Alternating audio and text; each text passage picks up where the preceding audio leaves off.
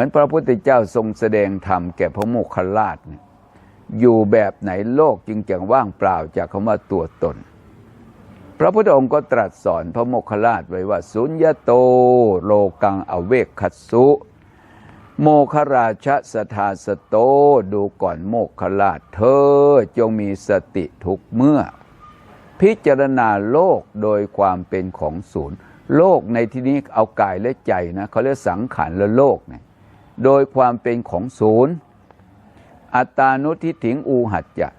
ถอนการเข้าไปตามยึดถือกายและใจว่าเป็นตัวเราของเราอันที่จริงร่างกายเขาเรียกว่ารูปเนี่ยโยมที่มหาบุญช่วยนั่งอยู่เนี่ยกายเป็นรูปความรู้สึกนึกคิดทางด้านจิตใจเขาเรียกว่านามเห็นกายเป็นรูปเห็นจิตเป็นนามถ้าเราเห็นกายเป็นรูปเห็นจิตเป็นนามมันจะถอนคำว่าตัวเราของเราถ้าไม่มีเราแล้วใครนั่งกายนั่งเวลานั่งเป็นทุกข์ใครทุกข์ถ้าไม่มีเรากายทุกข์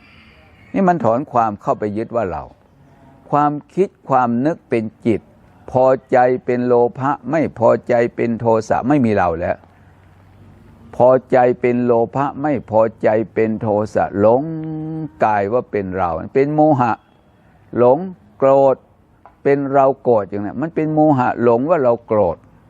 ไปยึดเอาความโกรธว่าเป็นเราไปยึดเอาความพอใจว่าเป็นเราแต่ถ้าเราเข้าใจสภาวะมันก็ละบัญญัติละสมมุติ